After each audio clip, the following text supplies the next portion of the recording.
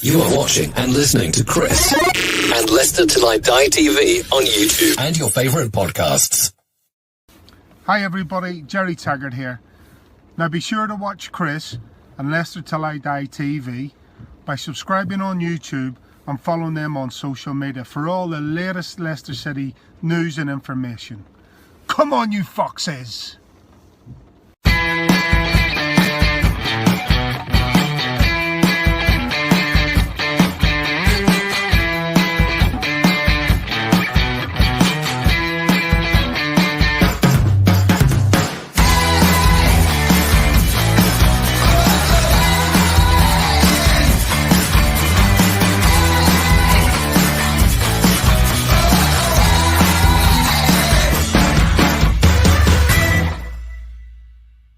Of the net.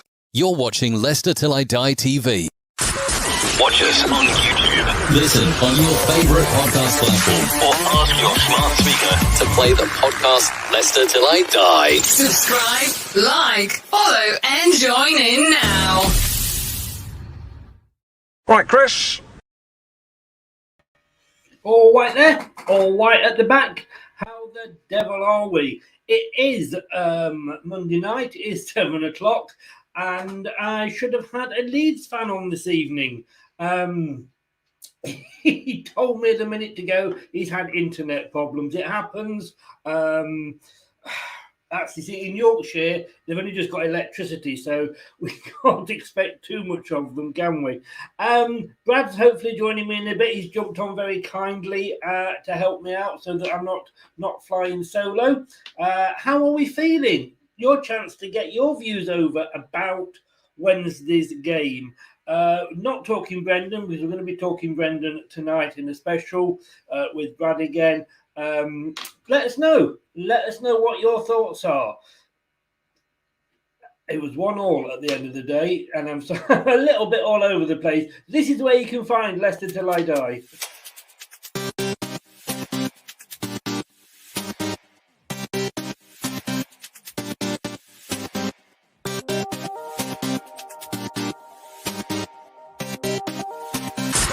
Watch us on YouTube.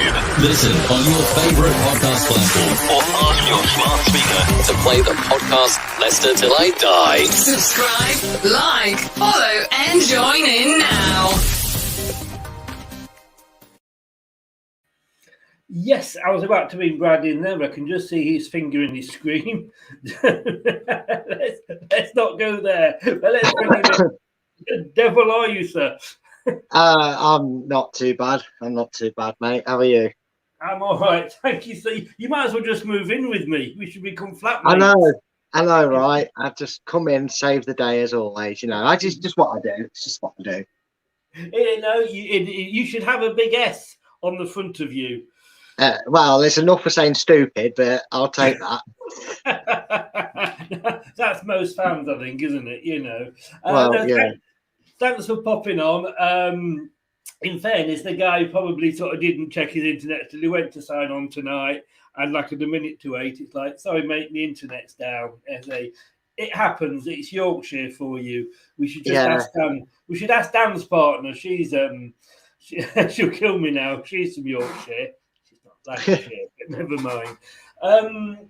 So Leeds, we're going to leave Brendan because we're back with Brendan later. We'll talk about that later on in the show, but we are back to later on tonight. We've had sort of 24 hours plus now to think about it. I was disappointed with the result. How are you feeling today about it? I've kind of taken a perspective on it, and I've got in a weird way, I've probably got to thank other fans for their reaction to the game, because you know, as I've always said, every club gets them, and it's not to say that they're not true fans or anything like that. I'm not trying to say anything like that. Obviously everybody's entitled to an opinion on a person. It's their opinion. But I've seen a lot of posts recently over the last few hours going, this is where Puel had us and this is the difference, and I'm thinking, you're using the league table of Puel against Rodgers when we're better off points wise in terms of the gap between us and where we realistically are aiming for, which is a European spot. yes, we want top four. Who doesn't want top four? You know, but realistically, the goal is the same as it has been for 3 seasons. Do well Yes. in the cup competitions and get top four. And I kind of had I wouldn't even say an argument, actually quite a nice backwards and forwards between someone about the subject. And I said, whilst I agree with the style of football not being at its peak, that point at Ellen Road is actually probably a really good one, because if you look at that league table and the results that other clubs have had, we're also not the only team that's struggling to find their feet this season at the moment. I would argue that Chelsea and Manchester City, and even they've had their slips, are probably the only 2 sides out of the 20 that are really doing anything on a regular consistency. You know, Liverpool are dropping points. United, we all know about their turmoil to the fans. I would say if you're going to put a shout on it, in recent weeks, Arsenal may be included in that bracket of the first 2 I mentioned. But them aside, and that's only recent form, I would actually say Leicester just need to get them moments to be them moments that we have in games, which is brilliant and look like the old Leicester, just need to start being more throughout the duration of a 90 minutes and then eventually into a full 90 minutes performance. And I think that's closer than people maybe feel it is, because of where we are looking on that league table. Ellen Road's a hard place to go, mate. No matter, they probably do something that Leicester fans would like, and that's don't change how they play regardless of the opposition. But that is a hard ground to go to. It was in the 90s and the 2000s. And they nearly won a European Cup playing their style away. And it's never an easy ground to go to. So I was happy with a point, considering the performance that was put on by both sides, in fairness, because Leeds weren't actually that great either on the grand scheme of it all, with the chances they had, which was not brilliant.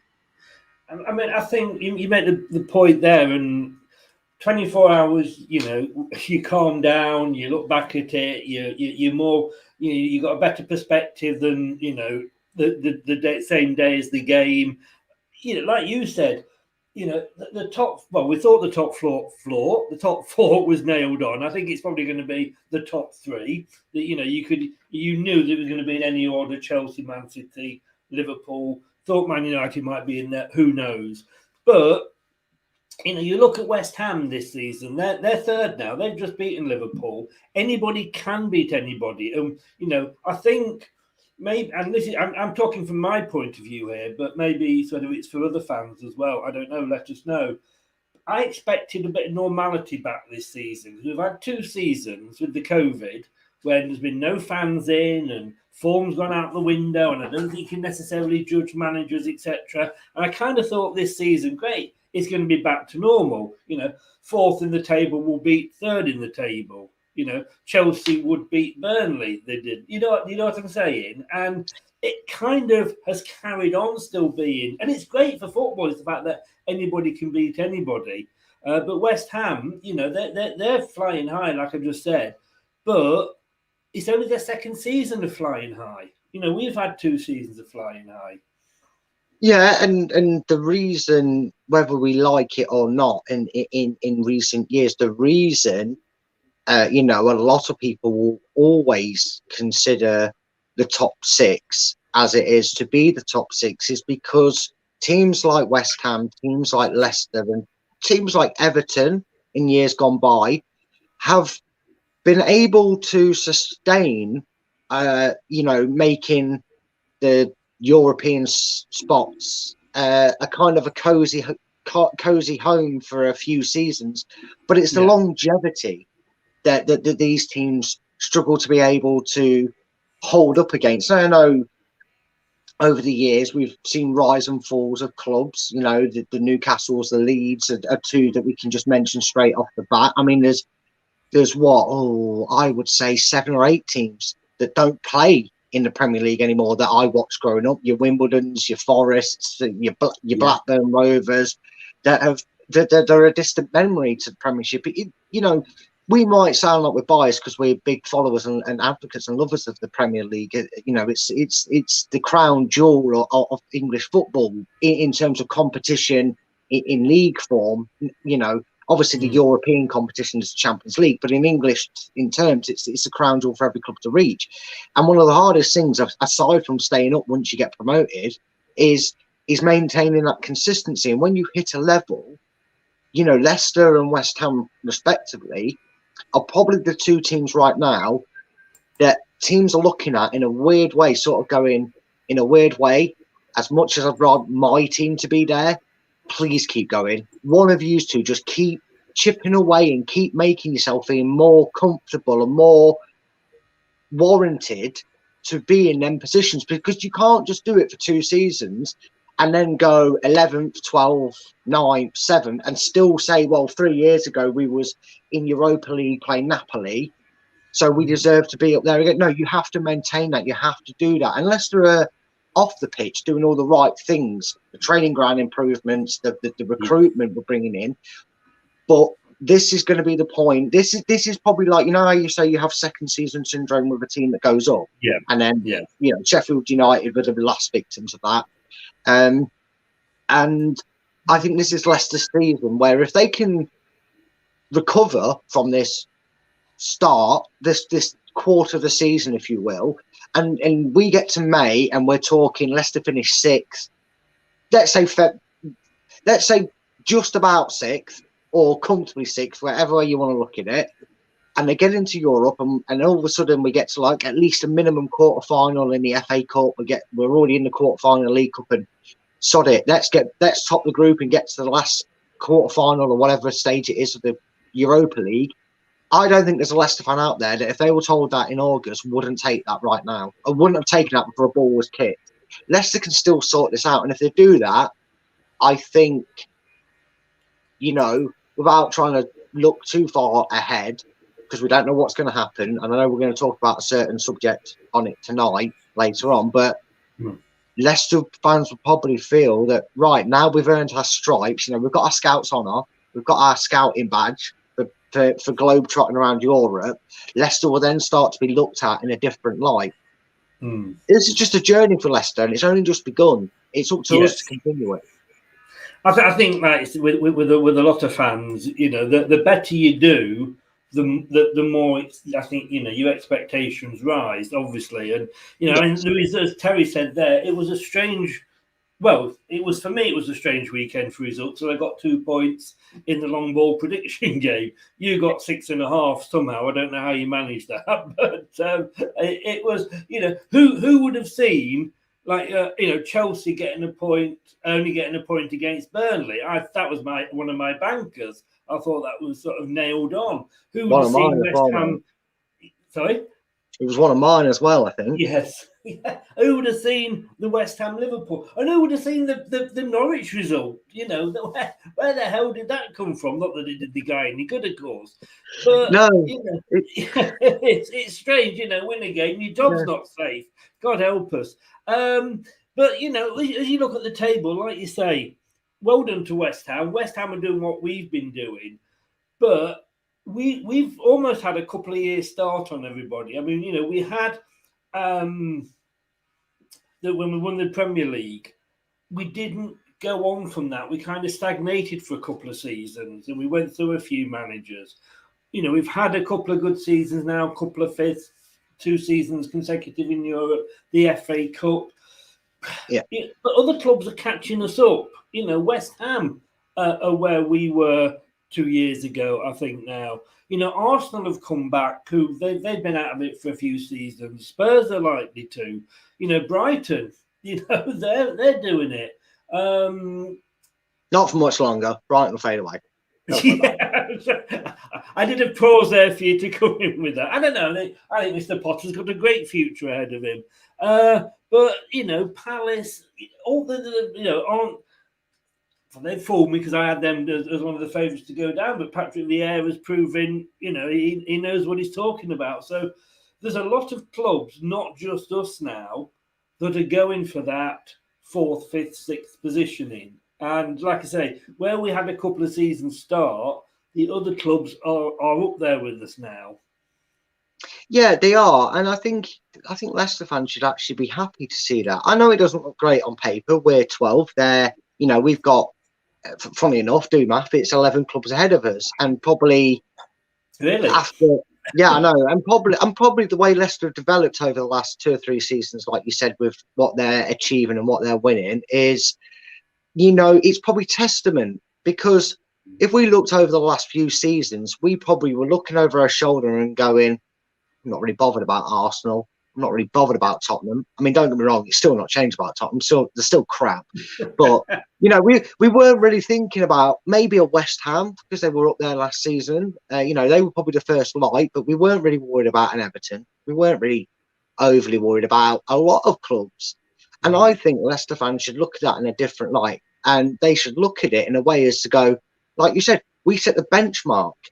We were everybody's, I reckon, for Everton, West Ham, and clubs like that.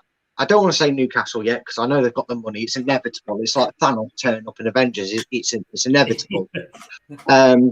But them sort of clubs were probably 2 years ago seeing what Leicester were doing and going, right, okay, that's what we need to do.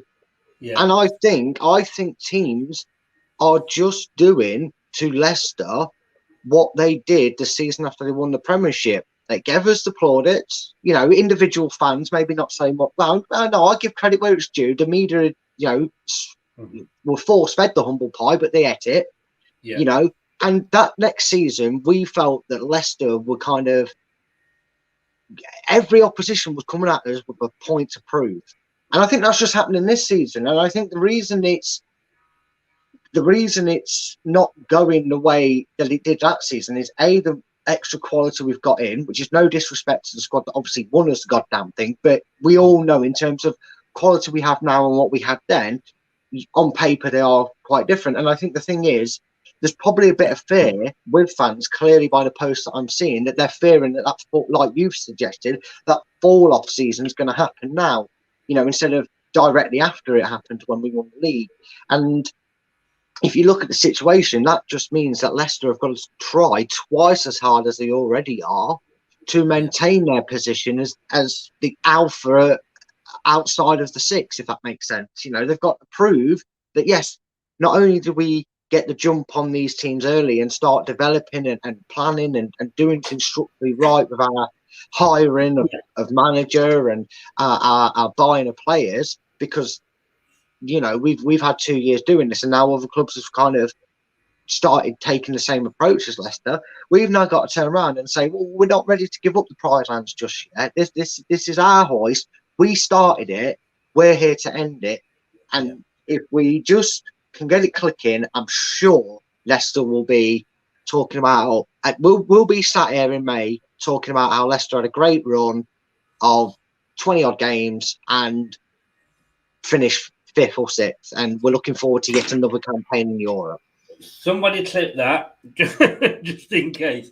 But I mean, David says that. I mean, what is our best 11? And it is a problem at the moment. And this is the first season when we've had a squad, when we can go out and we can say, look at our bench. We've done this ourselves. Bloody hell, is that our bench we're looking at? Most of those could start the game.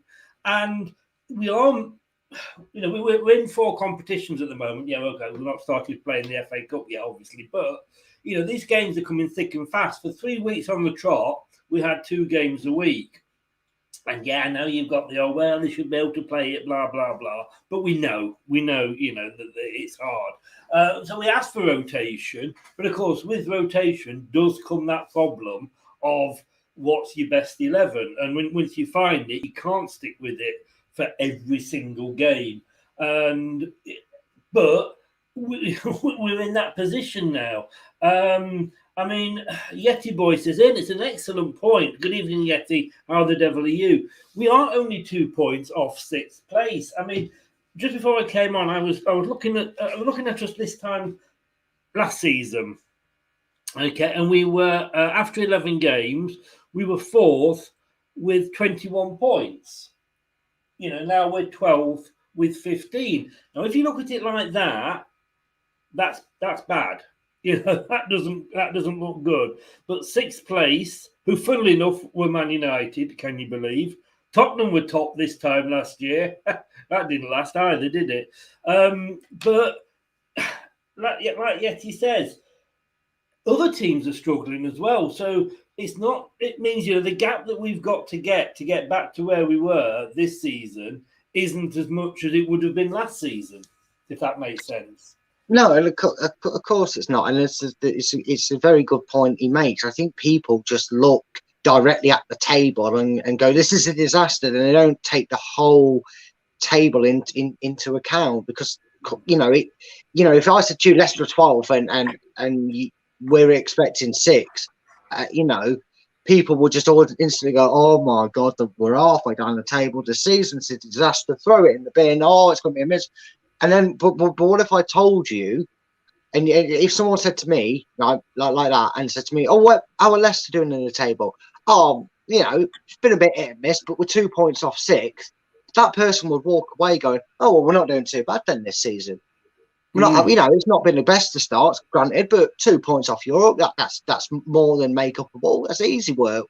We was half a shoe size off being 6th. I don't think people would be suddenly comparing him to Powell and saying that this is a disaster and wanting to chuck the season in the bin if we'd have won that game and been 6th. I know that's hindsight. People might say, "Yeah, but if we didn't have VAR against Norwich, etc., and Brighton and all that, we wouldn't have these points." But at the end of the day, I'm just making the assessment and the point that it's how you look at it. Do you go Leicester 12, it's a disaster, or do you go the 2 points off Europe, plenty of time left, we can get this sorted? We are essentially like that comment before you put up, Chris said, and it's very good what he said. If Leicester go on another run, all of a sudden, 12, that was just a blip. We're fine now. We've won 4 games in a row, and we're 6 points clear, and we're sat in 6th, and we're catching West Ham or Liverpool. We're doing great. It is. Terry does make the excellent point, I think, and you made as well. It's harder to stay where you are than getting there sometimes, know. And we've learned from others catching us, haven't we, over the last 2 seasons? It's harder for us to hold that position than it is to get after it. Yeah. Terry says here as well, I just hope it's not a case of quick up from the 15-16 season to quick down. This point, and it was interesting, I'm just looking at the table now for after 11 games for the 2016-17 season, which was obviously the post Ranieri, just before I think Ranieri left. We're actually 14th then with 12 points, can you believe? So we're not a million miles away, but it is only a quarter of the way through the season, literally. Yeah. And we have to take that into account. And like I say, there's not just us in that, race now. Suddenly there's 3 or 4 other clubs that have come in. And I think what concerns me as well, I mean, I accept the results, and I accept that, like we've just said, there's other factors in there as well. Arsenal coming back, teams paying fortunes for money, and I wish West Ham all the best, because to get somebody different in the top 4 is amazing. Would love it to be us, obviously. I think it's the performances though that are disappointing for me. Now, whether that's because we're trying to integrate a lot of players, I don't believe it's the injuries, because we had a lot of injuries as we said at the weekend, last season, and we were doing better, but we don't seem to be, last season, you'd ping a pass and it'd go off the field and land on a sixpence, for another Leicester player. This time, sometimes you think, it's like watching, FIFA on a bad night and you run off the pitch. Rather than when I played FIFA then. Yes, yeah. That's why I gave up after FIFA 99. But we just haven't got the performances, and I think that's what's, when I look at Leeds, and we know we've got it in us, because look, we've seen the Man United performance, and we saw the first half against Lazio, but we don't. Napoli as well. I'm determined we're going to play Lazio, aren't I? Napoli, I'm assuming Napoli, but we don't seem to be seeing those performances. If you get, we're struggling against the teams that not necessarily we would have beaten 4-5-0 last season, but we're not. It's that, you know, if we have a good performance and we get a point, fair enough. But I say just the performances that aren't there for me. I understand that, and I do understand why a lot of people would perceive things to have gone from crispy and lovely and elegant to less below average, should we say, if it was a grade coming back. But actually, I mean, I, you know, like everybody here, probably watches one way or another every Leicester game, you know, and if you, this is like a psychological thing, because actually we were quite susceptible to making a few bad passes, you know, these passes too far ahead of Barnes to roll onto or out of play. But the difference between last season and this season is that mistakes are happening at 0-0 or 1-0 down, whereas last season, like you said, we were putting the chances away, we were getting a faster start, and we were maybe 1 or 2-0 up. So we didn't, you know, it's funny how you don't really care or pay that much attention or take that much note. But I've got a vault in my head that does this when it comes to Leicester. Don't know why. None of the rest of my part of my brain works, but that part does. And I do remember there was a few times when we were maybe 2-0 up and, I don't know, a Bournemouth or a Sheffield United started just having possession. I started noticing that the ball was actually going out of play quite a bit, or we were messing it up or losing the ball in midfield, and we were getting frustrated. But because we won the game, it wasn't such a vital thing. Now the results, and now these opponents, you know, the results thing is just a combination of a lot of things. And people might say, oh, here they go again with the injuries, right? But if you can't be bored of hearing plain facts, and that is the fact of injuries. A new system has been added, so Leicester have a plan A and B.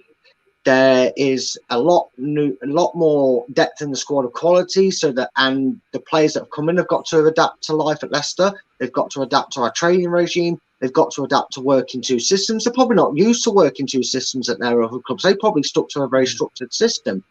Brendan Rodgers, you know, if you want to compare the benches, like you said, Chris, Brendan Rodgers now has a not just a starting 11, but a bench where you look at our old bench and you go, between them, they might get 6 games. Right? You've probably got a bench now that is at least expecting 15 to 20 games throughout the entirety of the season in all competitions, if not more, because of how, you know, that's what they were sold on. Leicester are going to be in every competition next year. I'm guaranteed to get a substantial amount of game time that satisfies me, and they want to play, and they want to get everybody in it in a match day experience so they can gain it quicker. And this is just one of the things where I feel Leicester have just got to iron it out, and it just they need to get through the ironing pile a bit quicker. But once they do, rest assured, we'll start seeing things come together. I take what you say about him trying to introduce a plan B, but plan A is not working, and you need to get a solid plan A to get the plan B. But I take your point. I do take your point. Terry says here, look at Brentford and Brighton. They model now exactly as Leicester. We are the blueprint, I guess, for a lot of other teams. Hopefully not Brentford, because they are just in free fall at the moment.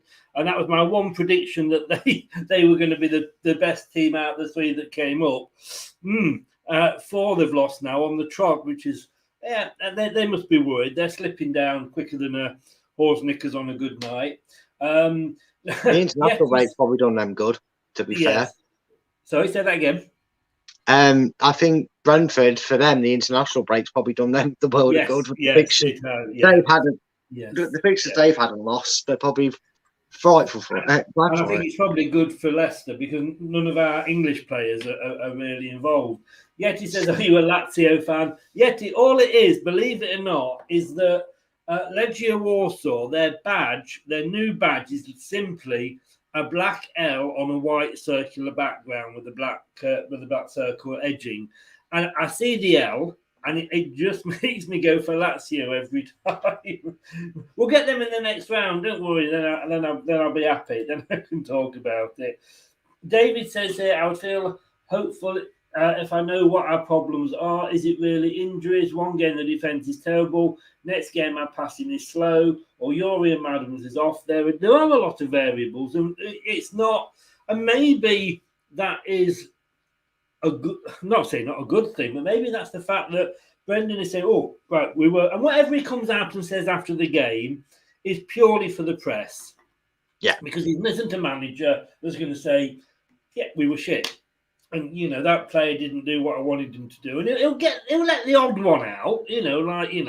We had a plan A, and everybody came out and didn't even open the envelope to see what it was. But generally speaking, he will not go mad about anything about the team. He keeps that behind closed doors, and I think that's a good thing.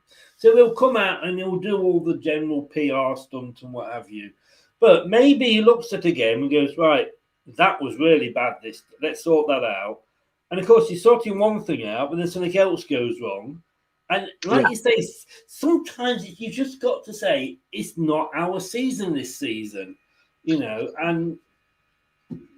Yeah, I mean, sometimes you have it. I mean, David, in a way, you've actually answered your own question. It's a combination of everything that you stated. It's the injuries, it's players being in and out the side, it's players being off form, and because of injuries, you're then trying to force a Maddison into form, and because of injuries, you're maybe playing a Tillemans or a Vestergaard more than you're expected to.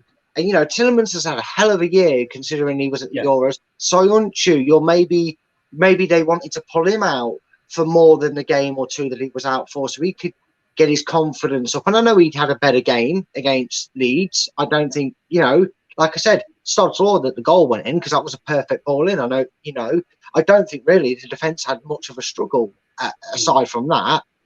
But then everything that's convoluted is the reason by it.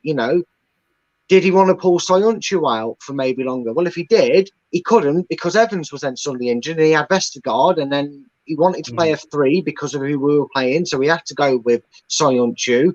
Vestergaard's not the most trusted and in form at the moment, so he can't rely on him, so he definitely has to play a 3 because he doesn't see Amati as a leader. Sees him as a reliable centre-back, but clearly doesn't see him in a 2 partnership because he was on the bench in a back 4 at the weekend. So Brendan Rodgers is dealing with all the things that you think's a problem, I think's a problem, Chris thinks a problem, and he's got them all on his plate. And I don't care how good you are a manager and how successful you are as a manager, you've got and we've probably got one of the best man management managers, because I have seen, and you watch James Maddison's interview, it's all he pretty much says. So Brendan put an arm around me. Brendan did this. Brendan did that, and you hear it from the players. The gaffer said this. The gaffer told me to work on that, and it's really helped. What we just need to do, right, is take a breath. Unlike me when I'm speaking, right, take a breath and just believe in Brendan. I'm not going to say what Arsenal fans say. I'm going to say believe in Brendan, because I'm pretty sure from the response I'm getting and what I'm seeing and from the press conferences of the players, there isn't a sign that they're not. It's just a wave that we need to ride together. It's funny because, like I said, I had a rant after the game, but I did say there's no way am I saying that we should be saying Brendan out. That's ridiculous as far as I'm concerned. But, we will criticise him. Everybody has a bad day at the office. But it's funny that those fans that say, oh, Brendan's rubbish, and no, we're back to pros paying gays.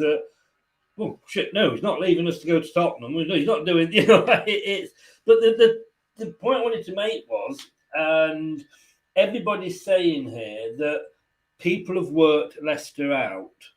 They've worked out how we're playing, etc. So if that's the case, then Brendan is trying to change how we play from time to time so that they haven't worked us out.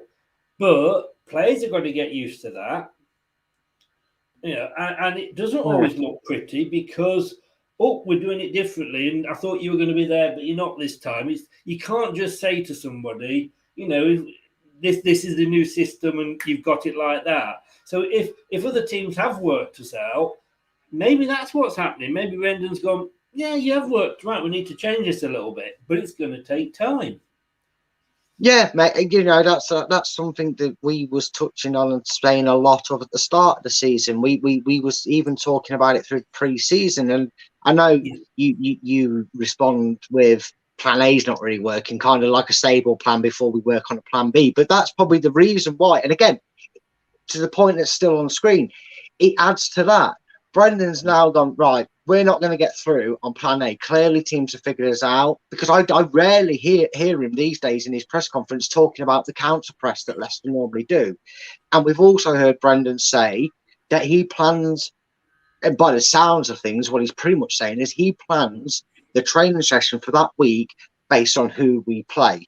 And people might say, well, they always do that, Brad. But no, what's different is Leicester will do the same thing, but they might tweak where they put people and they might tweak who they play, but they're going to take the same approach and be more wary of certain things when they play certain oppositions. What Brendan's trying to do is go, all right, okay, plan A takes a bit of the back burner. We'll kind of try not to overuse that so people don't get comfortable and set up against us every week thinking that's what we're going to do. What we'll try and do now this season, or for as long as it works or doesn't work, and then if not, we'll have a look at a different way that works, is we'll take this week by week. We've got Chelsea next week, after the international breaks. Will Leicester revert to a 5 at the back? I can definitely see it. And that's not just to be negative, but if you want to beat these teams and get results off these teams, you have to do what's necessary to beat what you play against. And then I can't remember who it is. You'll have to tell me who it is we play after Chelsea. But I'm just going to say, for instance, I know you said it, and it was damn me brain. I can get it. Yeah. Will we play 5 at the back against Watford? I don't think so. I think he'll go back, revert to that 4-3-3 that we're clearly going in between. They're the two main tactics we seem to be going in between. And I think that clearly shows that everything that everybody said is either A, part of the problem, and B, part of what Brendan and the guys are trying to do week in, week out to solve that problem. So there's more consistency, and so Leicester and their fans can feel better about how they're doing in the league and where they are, more importantly. Yeah. Just going to quickly mention Terry's point, and we'll have a break and we'll have a lot more depth at the game itself. He read an article by an ex-pro who said November is a killer, players getting leggy. You see, it's almost like, I'm not going to go at you here, Terry, because it was in the article, but it's almost sometimes like we're looking for excuses, because if that was the case, why weren't we like this at this point last season? I think, yes, there's reasons why we are where we are, but I don't necessarily think you can blame it on them. Not these days, not with the way that players are conditioned and trained and what have you. There should be, you might get that and no disrespect to them, like a Hartlepool or a team like that, but not at a Premier League ground, I would hope, David says, good points there, Brad. For me, I remember what Brendan said, I'm trying to see the progress. He recruits players that have a winning mentality, but I don't see that mentality when chips are down. I think, from, again, last point on before we move on, is that we are in the position where, it like you say, it's a work in progress. And we're sometimes going to take 3 steps forward and maybe the odd step back. That we do that in our life, and I've worked in sales, and I can remember one year I hit 12 out of 12 months. Well, there's no way I was going to be able to do that again the following year. You've got to sometimes say, well, that was just a good period for me. So I am listening. Keep going. Yeah, but you've got how can I say this? Our progress is different to other clubs, and maybe we are comparing ourselves to the wrong clubs. And we should be in a way comparing ourselves to the Man Cities, the Chelseas, the Liverpools, but we are at the moment not quite in that bracket. They've got a problem; they'll go out and spend 50, 60 million to solve that. We have a problem; we go out and spend 15 million to solve that.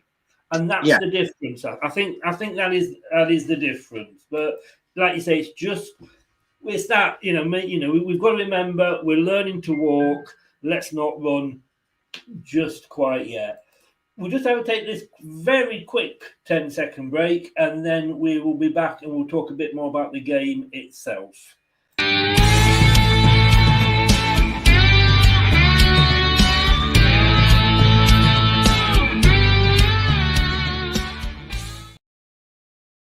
two birds with one stone, as they say. Tomorrow on the BBC homepage, you'll see the Tuesday Talking Point, which I do for the BBC. So on their website, go to the Leicester City homepage. It's a topic we're also going to be covering, and Brad's back with me again, surprise, surprise, at 9 o'clock, along with a Man United fan, Maisie from Devils United TV. And I know, 1 minute it's on, 1 minute it's off. Ollie's been told his job's safe. That means P all in these days, We all know what the dreaded vote of confidence means. Should Brendan go? Will Brendan go? Is he likely to go? Why should he go? Why should he stay? We're going to look at it from both sides tonight. Brad's going to have one view on it, I'm sure. Maisie will have another. And I have a third view. And my view is on the BBC Leicester City homepage tomorrow. Brad, the match. Rafinha. He pointed out, he's picked out by Craig again as the one to watch. I'm going to have to stop asking you guys to do that. I read somewhere he's too good for Leeds. He does look a player that's got the quality to impress and do well, probably beyond Leeds right now. But if he stays there, maybe becomes their version of Jack Grealish, if you will, in terms of wanting to stay there for a few seasons. He probably then becomes a player for Leeds, because that would probably by default, as long as they improved around him, would probably become that high top half table side. And the thing is, you can't get carried away with a flash in a plan, because I remember a certain baby oil sponsored Adama Traore had people foaming at the mouth because of his lightning quick pace, but the guy couldn't hit a barn door in a bloody field full of them. So he's quickly gone off the ball. He's suddenly not scoring or doing anything worth note, except for making Johnston's baby oil go up in price because of how much they're selling. But apart from that, he's suddenly gone off it. Yeah. Is he going to be that? Maybe. Is he too good for Leeds? On his current form, he should be playing higher standard of football in terms of stable club, but I think he's a player that will level out and show that sometimes a player's at home in that, and he might also prove me wrong and turn out to be a Man City star. Time will tell. I don't like getting carried away with a flash in the pan too much as it is, but he did look good. I give him that. I think he's being unfair a little bit on Leeds as well. Leeds, I think their season is mirroring ours almost. And I don't think they're going to go down. I think there's a lot worse teams than them down there at the moment. We know... I know they've changed the manager. I still think Norwich are going to go down. Newcastle, new manager, they may just sort of stay up, and I'm sure they'll buy themselves out of trouble in January. And then, you got Burnley, Watford, Aston Villa, and Brentford are in free fall. And, I think you could look at any of those to fill in that third space. I think Leeds will be safe. But when you look at Leeds as a... And this is possibly why, we should look at these teams and think, should we be beating them? They're like us. They've only kept one clean sheet. But, I mean, they create less than one chance per game. But then again, we're not an awful lot better than that.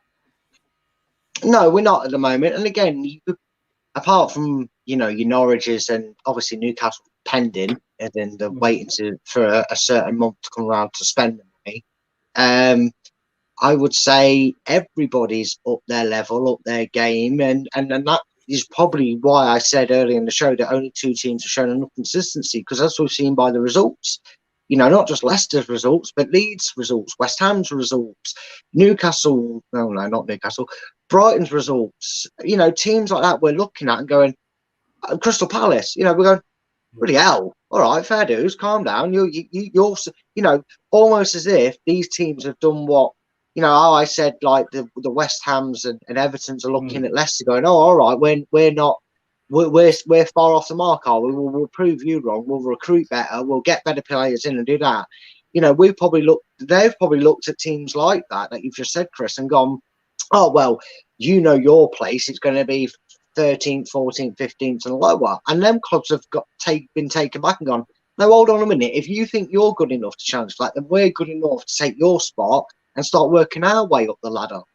I mean, in a weird way, we're talking maybe 5-10 years down the line, obviously, but this could be the best thing that happens to this division, because all of a sudden we're going to go back to that period where every club can beat every club. And I know you say that can happen on a one-off, but I mean on a more consistent basis. And we come to the end of May, and we're not just talking about, well, Man City won the league by 12 points, but who will get fourth? Will it be Liverpool or will it be Manchester United? No one really cares apart from them two clubs, let's be honest with you.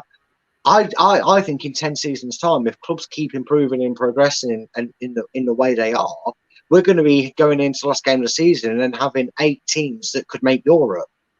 And I think that's brilliant for football in general, not just the Premier League, but to see that level of competitiveness. And if you want to be there, you have to make sure you're staying on your horse if you're Leicester, and that's just what we need to do. I mean, what was your overall opinion of the performance against Leeds? Yeah, I mean, the performance had those mistakes that, like I said, have actually probably been swept under the carpet and not noticed too much when things have been going well and we've been winning games. But they have still been there and they have happened. It's just, that psychology of when it's going well, you don't really talk about the bad things or notice them as much. But I think, again, the performance was just a little bit off the pace, but you've got to give credit to Leeds. And, the fans at Ellen Road, they make a hell of a noise. That pitch is pretty close to the goal. It's pretty close to the touchline. They're a rowdy bunch of Leeds. We all remember the glory days, as they will probably call it, with Leeds.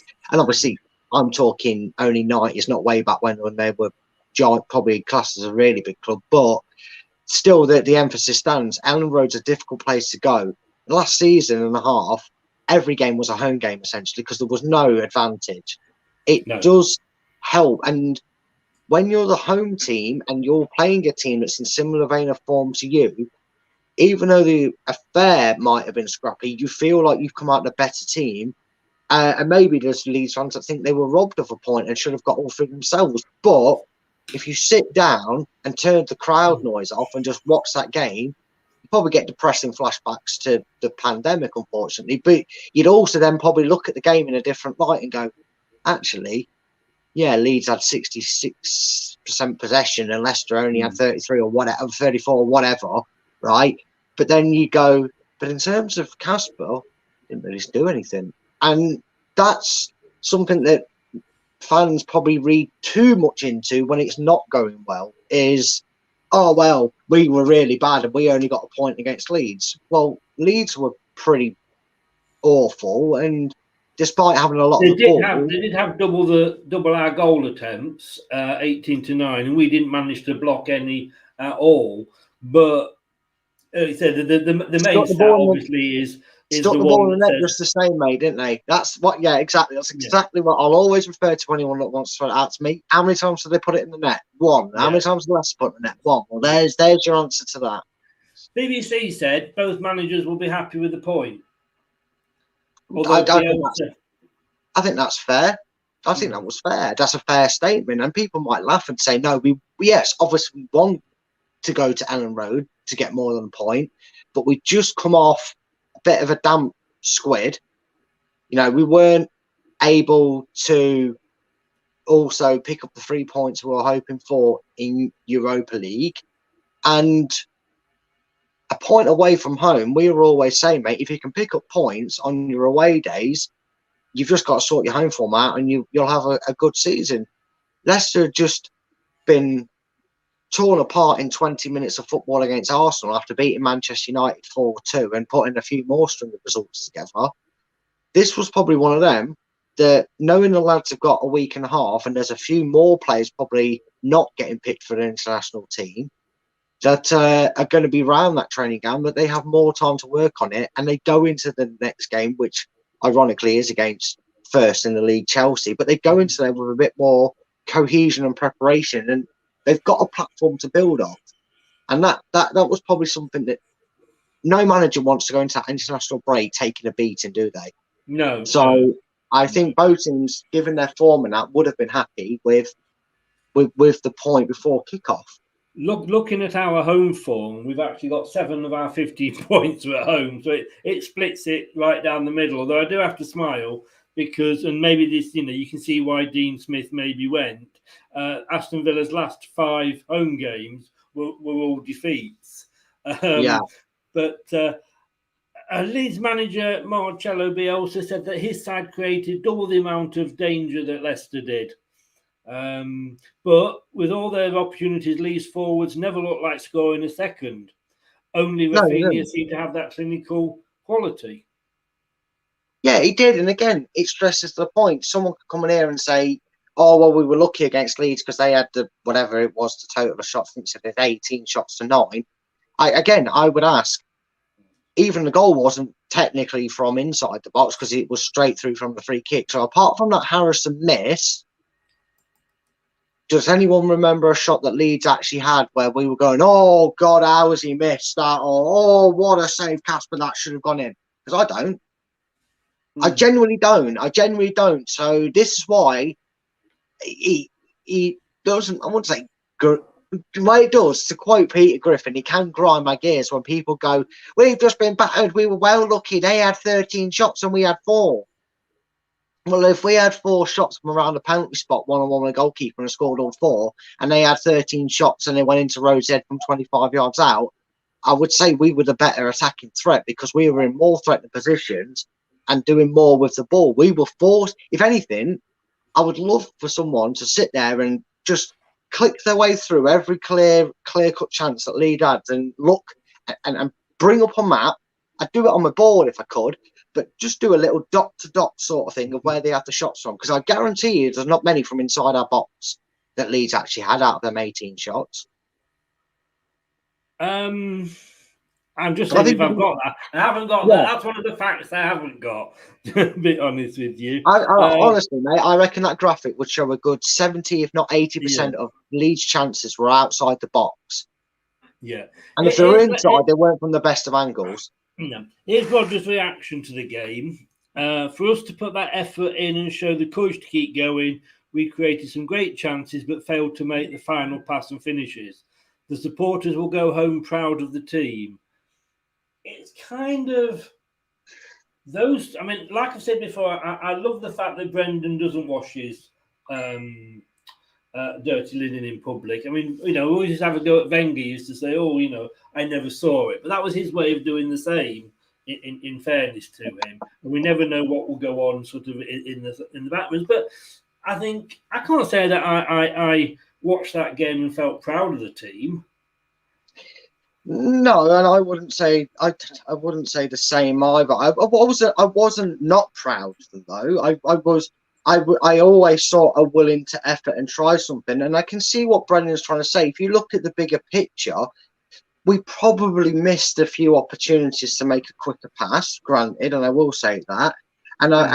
But I will say, had a few more passes been a bit more direct, a bit more to feet, just a bit better, a bit crisper, and a bit more extra with their quality, we would have gotten behind Leeds more, and we would have found that second goal. Again, a toe end away from actually getting awarded that second goal in the first place anyway. And then I think again, this is all psychological in how people look at it. If Leicester had been on 20 points and played that way, we'd be talking about Leicester just having a bad day at the office, gone away with it, take a point, everybody. I guarantee you, if we was in the place we were last season, fans wouldn't be going, oh, it's all gone wrong. Oh, this is wrong. That's a bad result. We need this. They'd be going, well, Ellen Road is a hard place to go. I think we've done well there. Let the lads enjoy their time off over the international break, and then we'll be right back to win the ways. Come on, you foxes. Yeah. Because we're 12. Because we're 12 and we've had a bit of a dodgy spell, it's, we've got to beat Leeds at Ellen Road and they're awful. No, see the bigger picture. And if you actually break down a game the way it's broken down by his backroom staff and how he will make his players look at it, they will realise, yeah, if I'd have got that pass through to Yuri Tillemans then, if I'd have noticed that run by Harvey Barnes then, we would have been in. Yeah, so if we work on that and keep going, we'll get there. We'll get there. And that's what fans need to do. And last point, something we can't control, we can't work on, VAR. Did for us again. Yeah, again, we can't work on that. Again, I've said to you before, haven't I, that I don't understand VAR. If it was brought in as a consensus to stop having these minor decisions, and I know, offside's offside, if you want to look at it, but it was supposed to be, and I thought it was being brought into the way where benefit of the doubt, if you will, was going to be given to the linesman on maybe a 50-50 tackle or on a incident like the Vardy situation, or the offside, as it were. And I think that is something that needs to be clarified completely. And I think all referees need to be told that, and I know I bring up the basis of, umpire's decision is used in cricket. So it's basically said, well, it probably is going to hit his wickets, but because, or it probably is just inside the line, but because we can't really tell and you said it's not out, it's not out. But if you say to me, that looks like it's handball, but you've not given it, so we're not going to overturn it because we don't have enough Armstrong for it. You know what I mean? Yeah. Brad, thank you so much for coming on and digging this out. No worries, mate. Enjoyed it. We provisionally have got Leeds possibly coming on Thursday, but we will see how his internet is nearer the time. We're going to be back at 9 o'clock when we're going to be talking Brendan apparently having this verbal agreement in place to go to Leeds. Denials all to Leeds, sorry, to Manchester United. Denials all around. Apparently, Man United aren't looking to replace Ollie at this point. But let's be honest with you, that means nothing. At this point is today at 5 o'clock, tomorrow at 10 o'clock in the morning. It's a different world completely. But we will be discussing that tonight, and I will see you in 59 minutes, mate. Yeah, I'll see you in 59 minutes, mate. I'm looking forward to it tonight. Cheers, mate. Take care. Take care, mate. Take care. Thanks so much. Bye-bye. Thanks to Brad for jumping in and saving my day so I didn't have to play with myself, as they say. We will hopefully get a Leeds fan on later in the week. If you're an opponent pundit before the Leeds match, who would you have chosen as the Leicester player to watch? A very good question. I think mostly you're going to have to say Tillemans. I think everybody would say that at the moment. He's the one player that is standing out and is doing it reasonably regularly on that. So for me, Terry, it would have been Tillemans. Till 9 then. We'll see you back at 9. Thanks, as I say, to Brad. Thanks everybody for joining in. A bit of a mismatch of a show tonight. Not what was planned, but hey, these things happen in the modern world. Thanks very much, and I will see you all at 9 o'clock. Take care. See you then. That's all, folks. Hello, Matt Elliott here. Be sure to watch Leicester Till I Die TV on YouTube and follow all their social media platforms for the latest updates and news on Leicester City Football Club.